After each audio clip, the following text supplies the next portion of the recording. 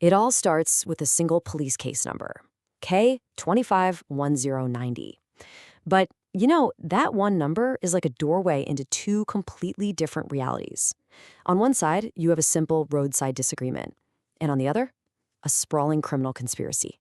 So, which is it? Let's dive in and try to unravel what really happened here.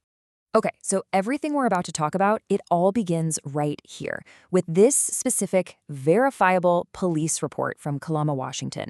Think of this document as our ground zero. It's the official starting point for everything that's about to unfold. And what does that official report say? Well, its conclusion is simple, almost mundane. Nature, civil. Just one word. But that one word, documented by law enforcement, is what kicks off this entire unbelievable story. So here's our roadmap. First, we're going to walk through the official story, the simple civil dispute and the police investigation that followed. Then we'll flip the script and dive into a much, much darker counter-narrative of a deep conspiracy fought on a digital battlefield.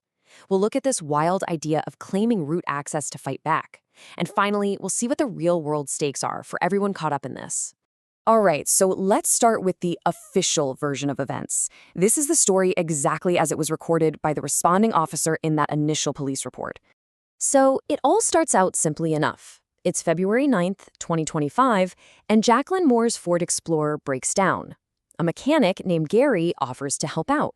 They strike a verbal deal right there. He'll take her Explorer to his place to fix it, and she can take his Ford Thunderbird to get home. Seems pretty straightforward, right? A simple roadside exchange. But when days go by with no contact, that concern starts to turn into suspicion, and that's when the police get called. And this brings us to the official investigation. Once that call came in, the Kalama Police Department started doing what they do, following standard procedure to figure out exactly what was going on. Okay, so the police report basically lays out our cast of characters here. We've got the complainant, Jacqueline Moore. The mechanic is identified as Gary L. Boardman Jr., and Melissa Roth is listed as the owner of that loaner car. And of course, there's the responding officer, Dee Moore, the one who actually wrote the report. And man, the official investigation unfolds really quickly. The report gets filed on February 12th. Just a day later, police talk to Boardman and Roth, and they both confirm the verbal agreement. Then, on the 14th, a surgeon actually goes and visually confirms that the Explorer is sitting there, intact, not stripped for parts. And just 3 days after that, when the officer tries to call the complainant and finds her phone number disconnected, they close the case. Just like that. And this quote right here from the report itself is the official conclusion. From the perspective of the Kalama Police Department, no crime was committed. This was just a disagreement over a service, a handshake deal that went sideways. As far as law enforcement was concerned, story over. But for Jacqueline Moore, the story is far from over. In fact, for her, this is where it truly begins. That police report isn't the end. It's Exhibit A in a much, much larger and darker narrative.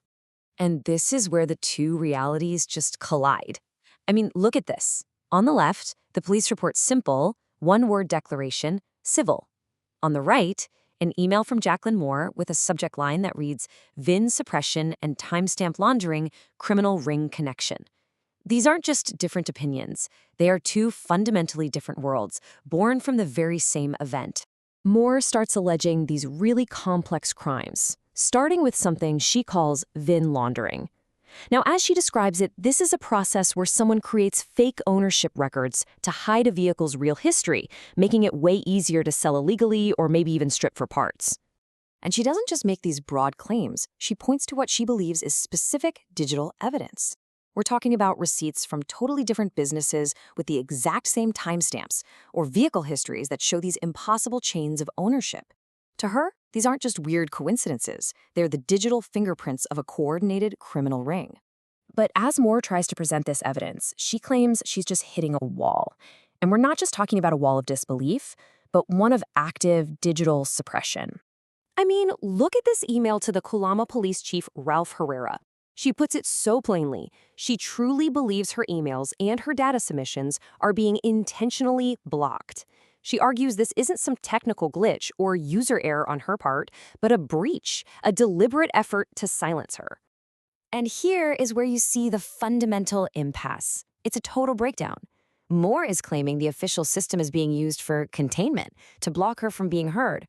The police chief, on the other hand, is citing city policy. For cybersecurity reasons, his officers just can't click on unidentified links from outside sources. So her evidence, whether it's valid or not, is never even seen. So, when you're faced with a system you believe is not just broken, but actively hostile towards you, what do?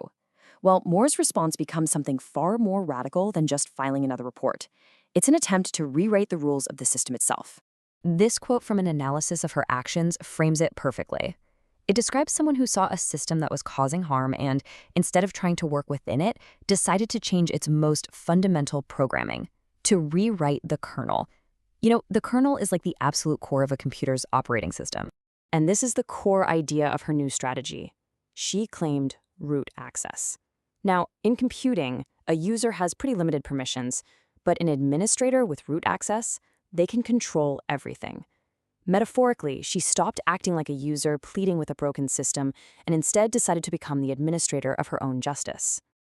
And you know, this isn't just a philosophical or digital battle. This entire conflict, from that side-of-the-road deal to these emails about kernel access, it all has devastating real-world consequences. The conflict escalates. Big time. That original case number, K25109, it shows up again in this formal notice.